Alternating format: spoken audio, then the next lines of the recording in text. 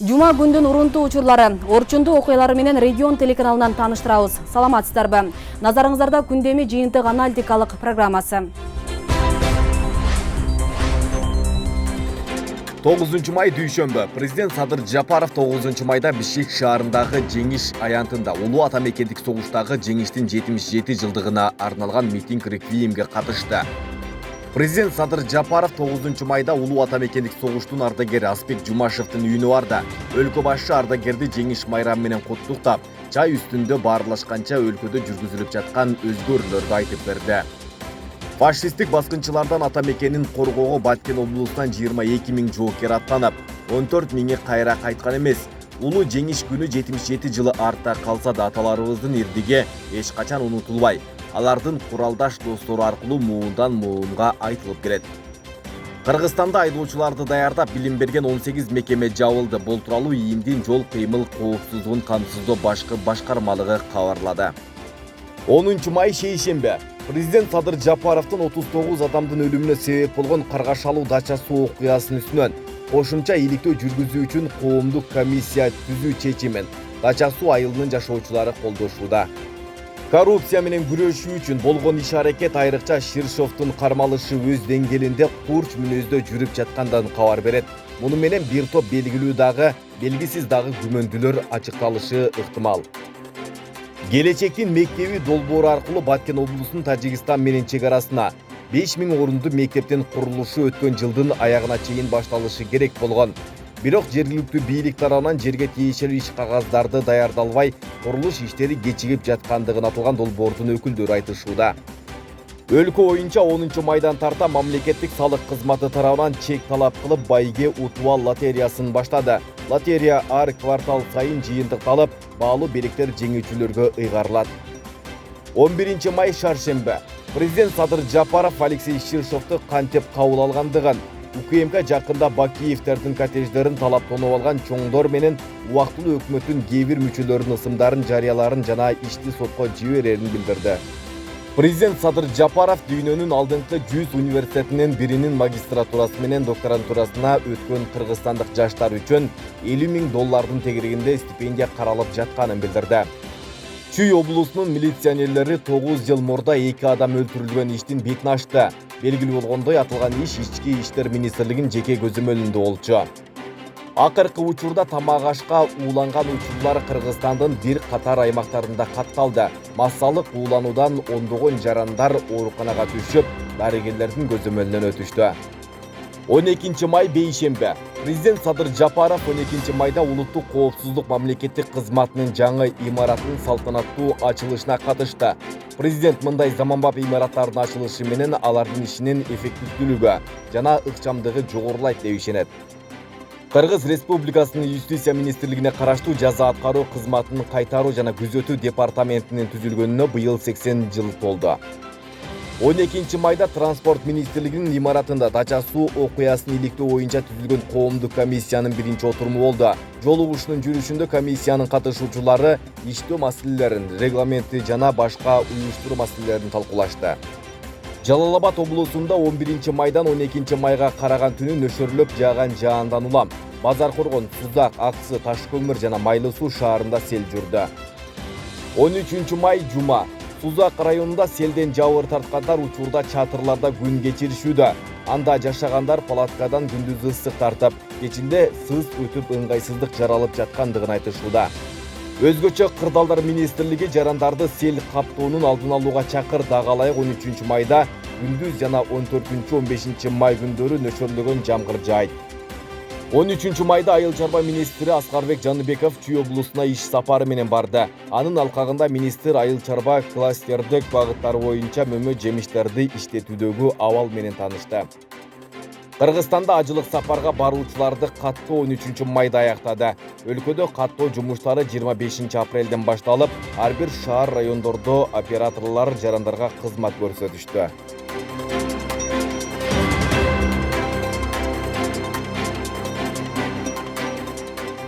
Өлкө башчы Садыр Жапаровдун 39 адамдын өлүмүнө себеп болгон Каргашалуу Дача суу окуясынын үстүнөн кошумча иликтөө жүргүзүү үчүн коомдук комиссия түзүү чечимин Дача суу айылынын жашоочулары колдошууда. Алар кырсыктын болгонуна 5 жыл өткөнүнө карабастан бүгүнкү күнгө дейин жабыркаган үйлөрүн калыбына келтирүүдө кыйынчылыктар болгонун, жашоочулардын көпчүлүгү ден соолуктарынан ажырап калгандыктарын айтышууда. Мындан улам бул иш боюнча коомдук комиссия түзүлүп, аталган окуяны иликтөөнү баштады.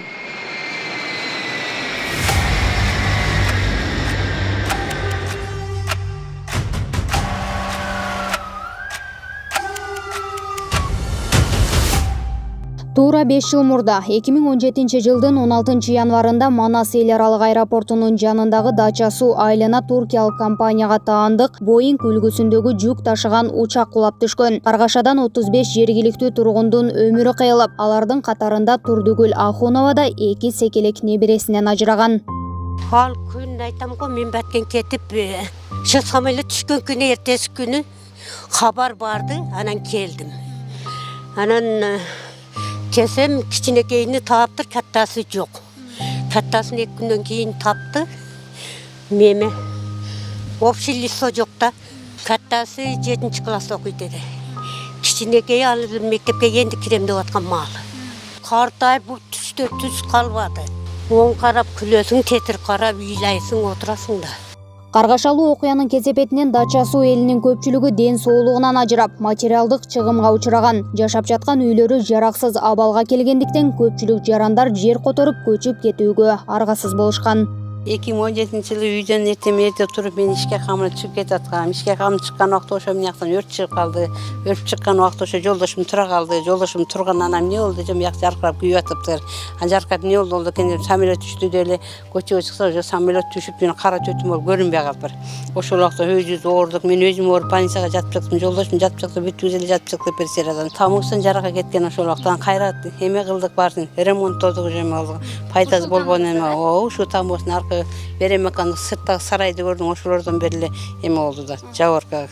Учак кырсыгынан жабыркагандар бул окуянын чоо жайы бүгүнкү күнгө дейин ачыкка чыкпай жатканына нааразы. Алардын айтымында ошол жылдары жабыркагандар үчүн бөлүнгөн каражаттар да элдин колуна тийбей жеке капчыктарга кирип кетиптир. Өкмөт тараптан жардам болгон жок, чынын айтканда. Анан түрктөр эме которду, акча которду. Канча акча которгонун деле билбейбиз, чынын айтыш керек. Бул жерден солярка 1,5 сутка акты. 1,5 сутка самолеттун соляркасы акты, элдер ооруду. Мына эмгиче мен апаңар, мына менин аялым. Эмгиче ооруп атат. Садыр Жапаровдуку туура эле болуп атат. Мурунку бийликте тургандар алар жакшы иштеген жок, мен ачыгын эле айтам.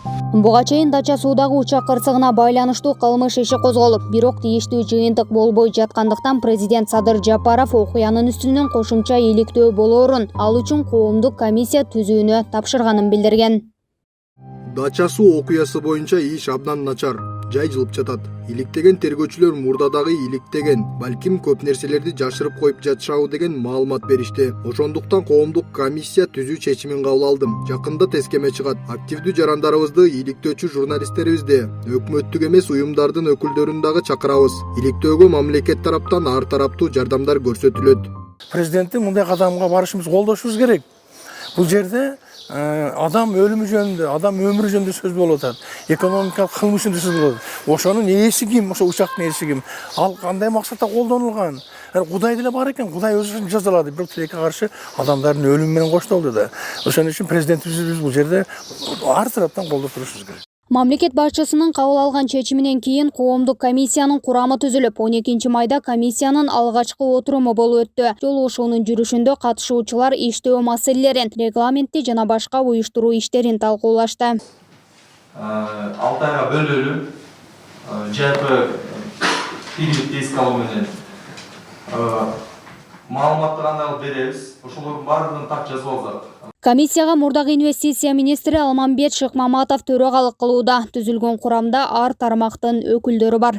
Биз акта карана кара дешибиз керек. Анан эң негизгиси бул комиссиянын курамында мурунку комиссиялардан эмне үчүн майнап чыкпай келген. Анткени парламент түзгөн комиссияны, өкмөт түзгөн комиссияны, анан саясатташып кеткен. Ангажированный баягы мындай кайсы саясий күч эмнени кааласа ошону ыктаган бир чечимдер чыгып калып атканда, анткени ангажированный болуп да. А бул жерде бардык ушул 18 мүчөсү тең өзү ар бири көз карандысыз. Ар бири баягы тике көзүңдү тике карап сүйлөгөн, эч кимди укпаган адамдар да. Ошондуктан мен дагы ушул комиссияны жетектеп берейин, аксакал болуп берейин деп макул болдум да. Ошондуктан бул жерде мындай объективдүү чечим болот деген мен ошо ишеничим бар. Аталган комиссиянын мүчөлөрү мындан ары болуп өткөн окуянын айланасындагы чындыкты издеп, коомчулуктун суроо талабына жооп берүү менен Дача суу окуясын толук иликтөө жоопкерчилигин алышканын айтышат. Коомдук комиссия түзүлүп отурат. Өзүңөр билесиңер, буга чейин комиссиялар иштеп келген, ар кандай сын пикирге түшкөн чиновниктер, органдар иштеп, тоскоол болуп атат деп. Эми болсо ачык айкын болуп, мына бүгүн регламентин бекитип берет.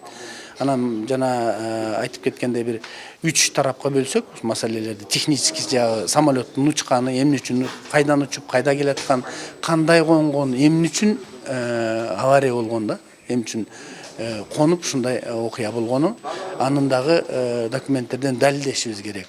Аэронавигациябы, пилотторбу, эми эл аралык авиационный комиссиянын актылары бар дейт, аны окуйбуз, көрөбүз, изилдейбиз. Эске салсак, Дача суу айылына учак кулаганда айылдагы 19 үй түп орду менен бузулуп, 7 үй жараксыз болуп калган, 12 үй жарым жартылай кайраган. Мындан сырткары чарбалык курулуштар, мал жанга зыян келтирилип, автоунаалар талкаланган. Гүлдана Момунова, Алымбек Бектурганов, Нурсейит Анаркулов, Регион телеканалы, Бишкек шаары.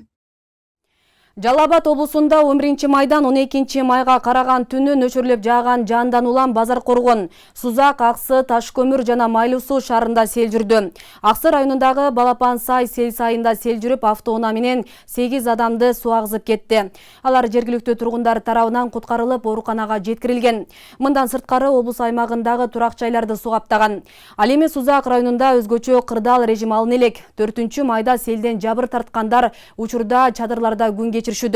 Анда жашагандар палаткадан күндүзү ысык тартып, кечинде сыз өтүп, ыңгайсыздык жаралып жаткандыгын айтышат. Айрымдарынын үйү жараксыз болгондуктан мамлекет тарабынан жардамдар эртерээк берилишин суранышууда. Облус аймагындагы өзгөчө кырдаал боюнча кезектеги материалда сөз болот. Жалал Абад облусунун Сузак районунда жүз берген сел кырсыгынан Каражыгач айылы эң көп зыян тартты. Учурда өзгөчө кырдаалдар министрликтин куткаруучулары, техникалары мына ушул аймакка тартылып, ылай суулар тазаланууда. Жашоочулардын көпчүлүгүнүн сарайлары кулап, жашаган үйлөрү жараксыз абалга кептелген. Эми мына ушунча нерсе неме болуп атат. Эми бизге эртеңки быйылкы 2022-2023 жылга бизге кандай жашоо болот, ошону ойлонуп атабыз. Эртең кышка үйгө киребизби, кирбейбизби, кандай болот?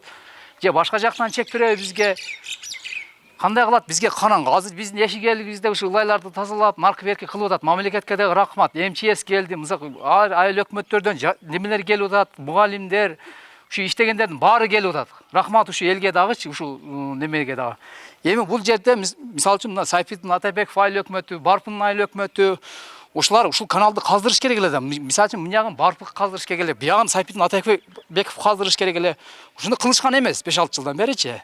Мына эми мына тилсиз жоо келип, баары жокты каптап, мына канчалаган чыгымдарга учурап атат. Мына үйлөрдүн тегеректерин алып таза, мындан жерде алып аткансың. Буяка тракторду алыш керек экен да. Трактор жардам менен алып атабыз.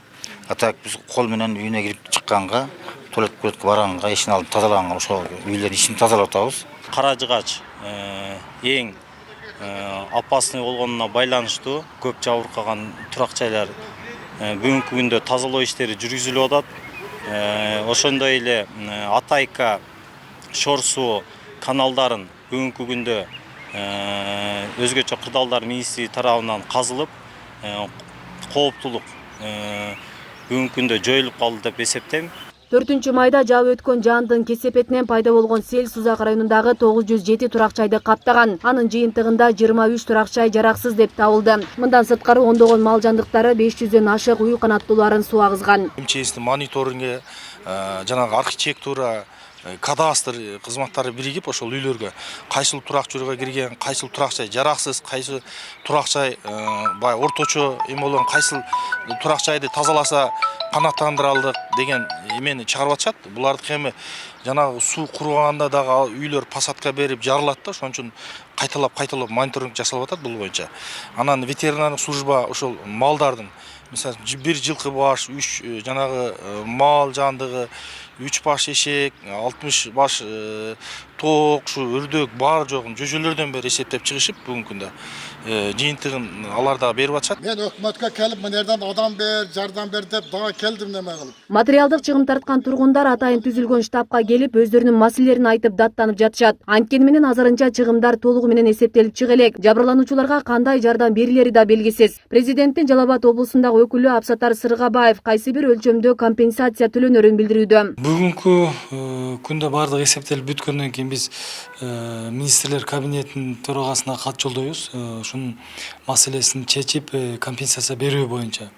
Эми туура айттыңыз, камсыздандыруудан өтпөгөн турак жайларды азыр компенсация берүү жагы да мындай мыйзамга туура келбей калып атат.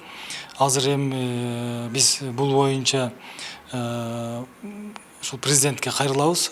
Президент өзү карап чечим кабыл алып берет.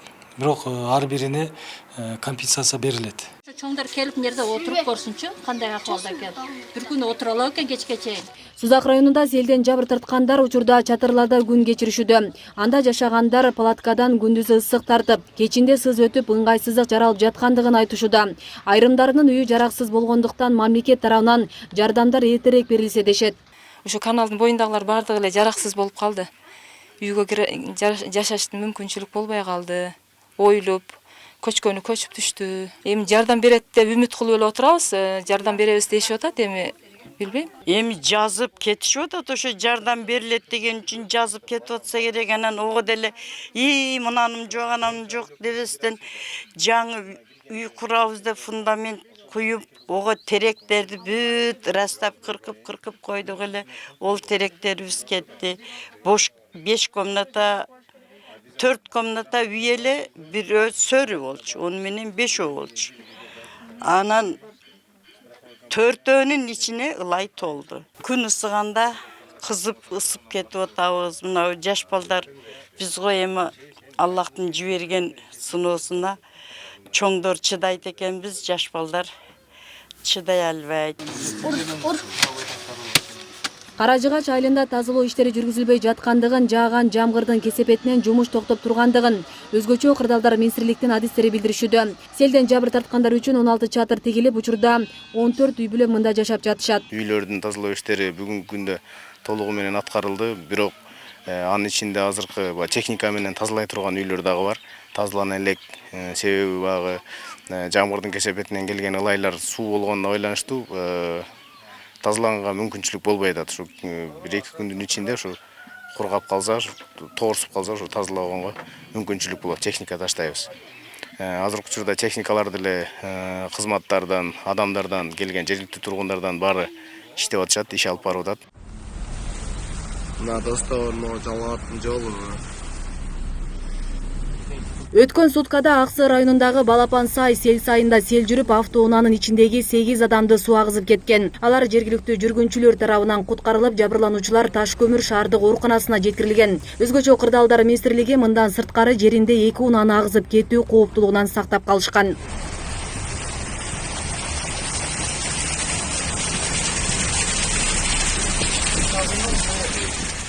Жаш балдар болгон 8 жалпы автоунаанын ичинде 8 адам болгон. Аны ошол жергиликтүү жүргүнчүлөр тарабынан куткарылып калып,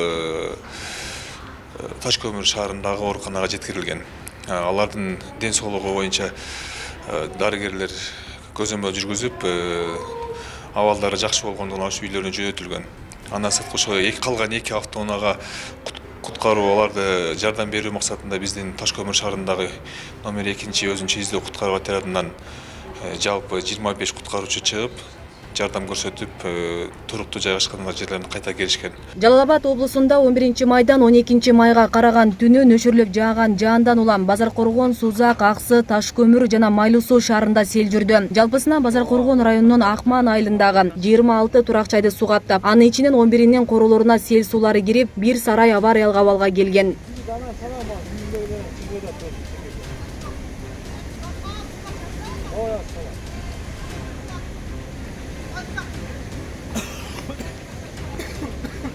Акман аймагында Жараке айылында 125 үй кароодон өткөрүлүп, анын ичинен 11 үй тазалоо иштерине muhtaç болгон, калган үйлөр толугу менен үйлөрдүн тамаркасынан суугап болгон. Ошондой эле райондук деңгээлде жараны коргоо кызматтарынын отурумун өткөрүп, жалпысынан 15 куткаруучу, 15 жараны коргоо кызматынын мүчөлөрү катары Акман айыл өкмөтүнүн Жараке айылында тазалоо жана алдын алуу иштерин өткөрүлүп, келтирген материалдык чыгымдар боюнча бул жараны коргоонун кызматтарынын акысынын негизинде азыр ошол такталып жатат. Катуу жааган жаандын кесепетинен Сузак районунда сел жүрүп, айрым үйлөрдүн королоруна, тамаркаларына ылай суулар толуп калган. Бул боюнча Орто Азия айылынын тургундары биздин редакцияга бүгүн түшкү убакытта кайрылып, тазалоо иштерине өзгөчө кырдаалдар министрлигинен бийлик өкүлдөрүнөн жардам болбой жатканын айтып даттанышты. Азыр биз тракторду айтып атат деді, азыр келди, азыр ушул маалда саат канча болду? Уже 1 болуп атат. Азыр келди бир трактор, бул дагы бул жерди тазалай албайт. Бир трактор шопуру менен келди. Жок, энчестен эч ким келген эмес.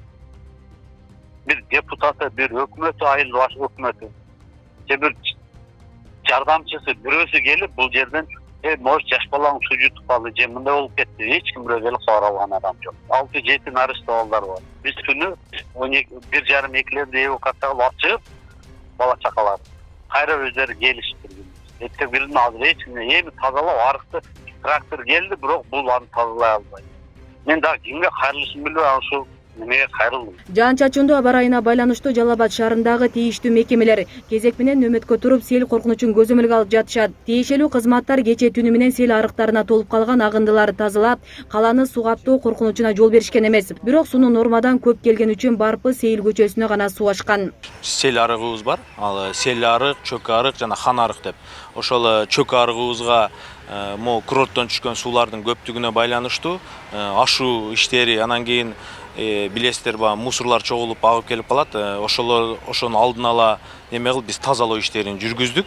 Ошо менен шаарыбызга эч кандай коркунуч келген жок. Бирок бир аз жолдорубузга баягы лотокторубуз же болбосо сел арыктарыбыз тазаланган бүгүнкү күндө. Бирок ошол нормадан дагы көбүрөөк жааганына байланыштуу кичине ашып кетти. Бүгүнкү күндө азыр тазалоо иштерин жүргүзүп жатабыз. Кошумча маалымат катары айтсак, быйыл 2022 жылы Сузак районунда арык каналдарды тазалоо иштерине 30 миллион сом каралган. Анын 20 миллиону бөлүнүп берилип, жыйынтыгында арыктарды тазалоо жумушу 100% аткарылганы маалымдалат. Ал эми 4-майдагы сел кырсыгын суунун көлөмү көп келгендиги менен түшүндүрөт облус башчысы Абсатар Сыргабаев.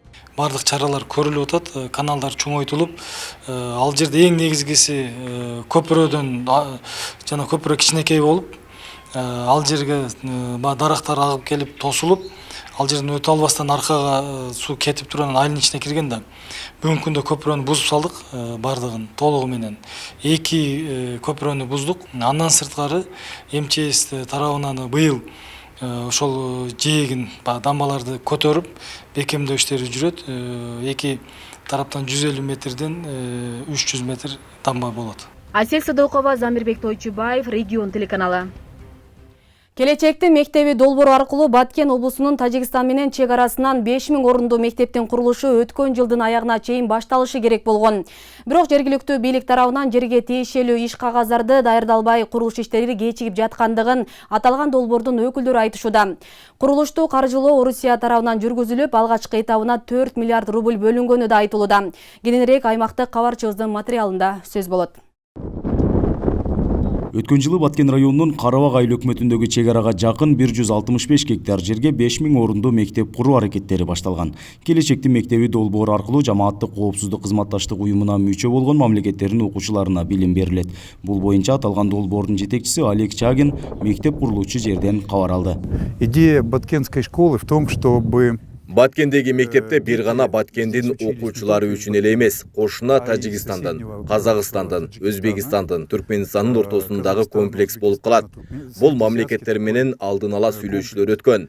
Баары бул долбоорду колдошту.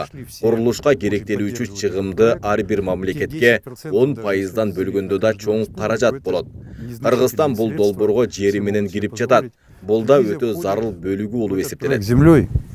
инфраструктура – это важнейшая часть. Курулуштун 50% Орусия тарабынан каржылана турган болуп, калган жарымы жамааттык коопсуздук кызматташтык уюмуна мүчө болгон мамлекеттер тарабынан каржыланат. Кыргызстан мектеби үчүн жер бөлүп берүүсү шарт. Курулуштун алгачкы этабы үчүн 4 миллиард рубль бөлүнгөн.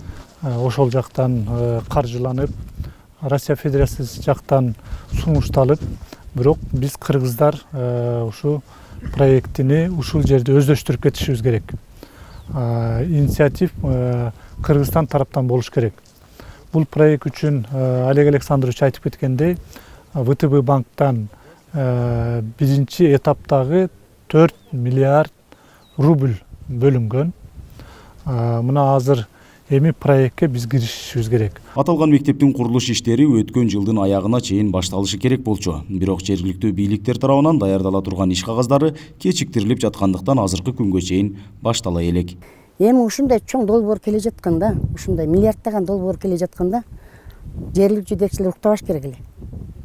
Ошо мен канчалык чуркасам деле, мен депутат катары чуркасам деле, бул бийлик тарабынан бүтө турган нерсе экен. Ошондуктан булар уктабай чуркаш керек эле. Жергиликтүү кеңештердин депутаттары убагында чечим чыгарып берди. Эски жылда эле, 21-жылы эле. Бирок айыл өкмөт деген бар да. Чыгарыш керек эле. Район талап кылыш керек, райондон область талап кылыш керек эле. Ал эми райондук бийлик бул долбоорду колдогаларын билдирип, мектептин курулушу үчүн жер аянты даяр экенин, бирок долбоордун өкүлдөрү тарабынан ушул күнгө чейин керектүү иш кагаздары жергиликтүү бийликке бериле электигин айтышууда. Сөз түрүндө гана болгондуктан жерди бөлүп берүүгө негиз жок болуп жаткандыгын район акими билдирди. Бул долбоор эки өлкөнүн ортосунда болгондон кийин биз жогорку өзүбүздүн бийликтен дагы көрсөтмөлөрдү күтөбүз. Ошондуктан кагаз документтин жоктугуна байланыштуу долбоор менен ооз-эки гана биз тааныш болгондугу үчүн биз азыр күтүп турабыз. Ошо документ кагаз иштерин күтүп турабыз. Бизге ушундай кагаз жүзүндө көрсөтмө келе турган болсо, кагаз жүзүндө сунуш келе турган болсо, долбоор ээлеринен биз кызматташканга даярбыз. Келечектин мектеби долбоору бир гана Кыргызстанда эмес, Белоруссия мамлекетинде жана Орусиянын бир канча шаарларында да курулаары кабарланган. Баткен районуна курулуп калса, инновациялык мектептин мугалимдери үчүн Орусия мамлекетинин тарифинде айлык акысы төлөнөрү да айтылган. Нургазы Жайнаков, Регион телеканалы, Баткен облусу. Быйыл Кыргызстанда мектепти 68 000 окуучу аяктайт. Алардын 60% гана тест тапшырышы ыктымал. Ал эми Жалал Абад шаарында бул жылы 861 окуучу мектепти аяктары жана анын 730-у жалпы республикалык тестирлөөгө тапшыруу үчүн катталганы маалымдалат. 11-класстын окуучулары жалпы республикалык тестирлөөдөн өтүү үчүн мектептен сырткары атайын окуу борборлорго каражат төлөп даярданышат.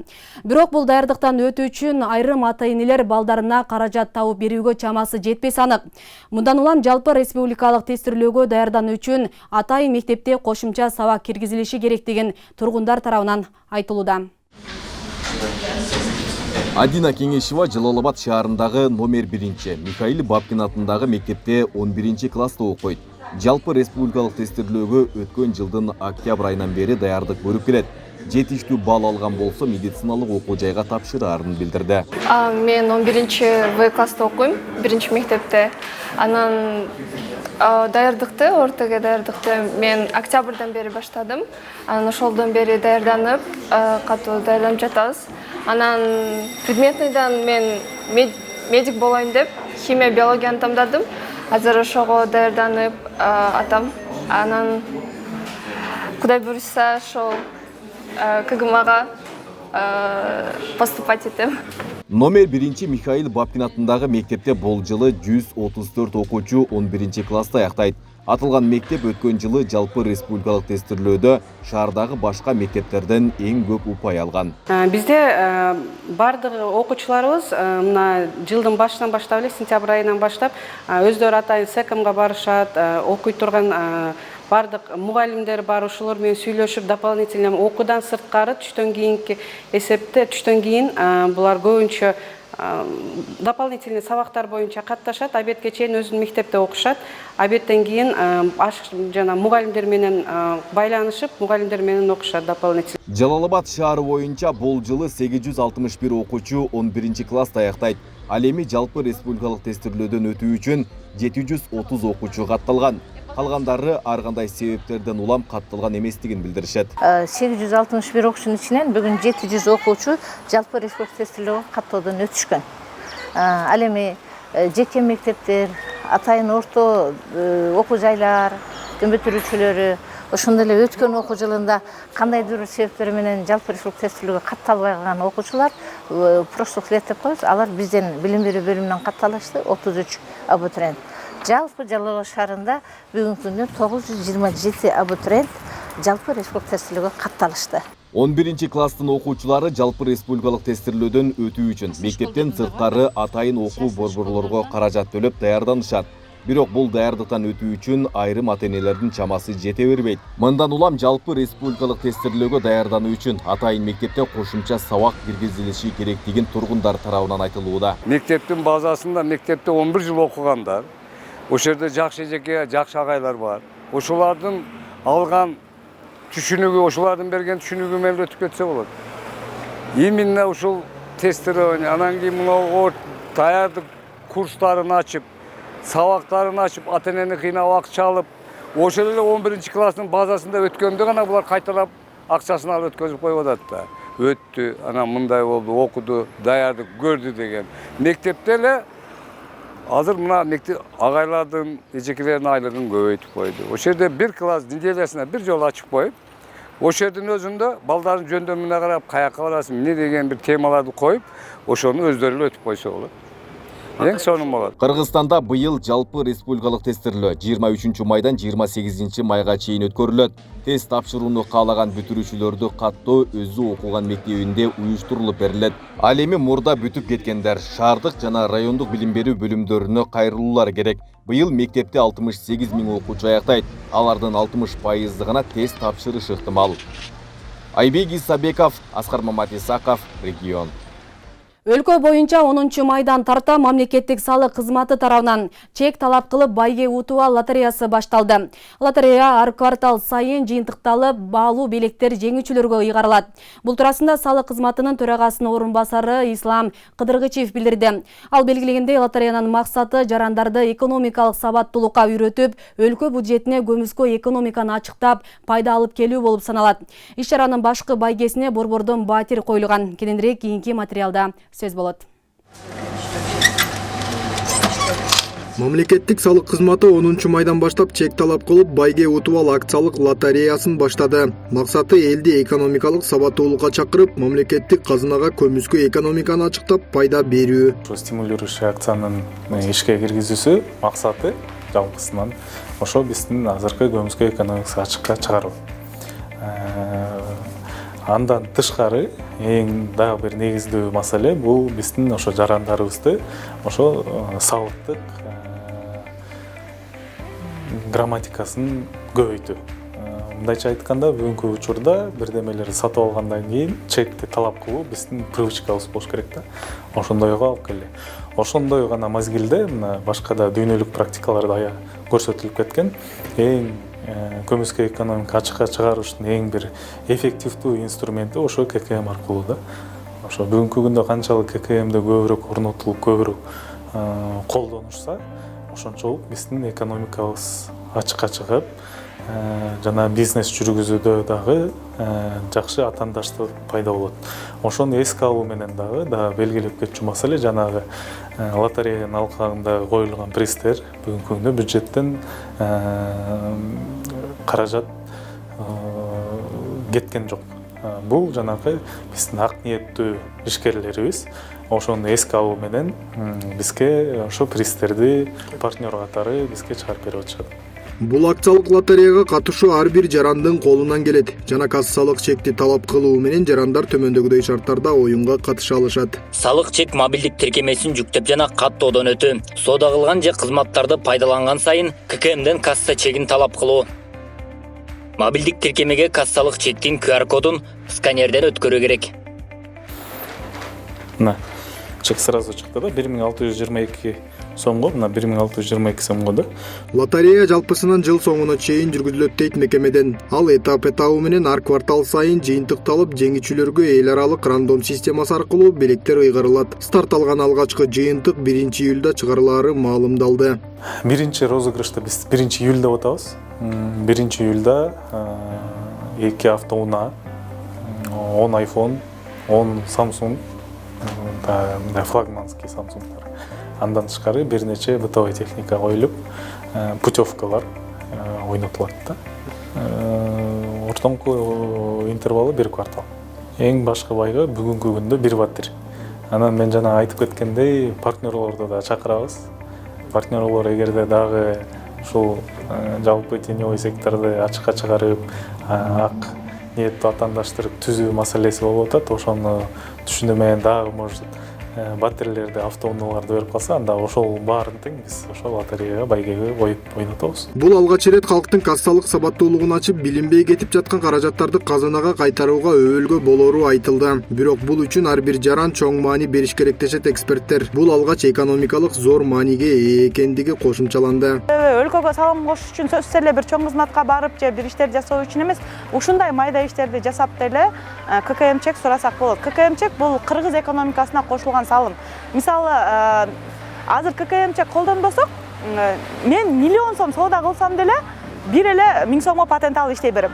Бул акыйкатсыздык деп ойлойм. Кыргыз экономикасынын көмүскө проценти 54%га чыгыптыр да. Бул абдан көп. Дүйнө биздин алыска кетпей эле койгон айлана кыргыз мындай кошуна өлкөлөрдө жок болуш керек. Көмүскө экономика 54%га чыкканчы.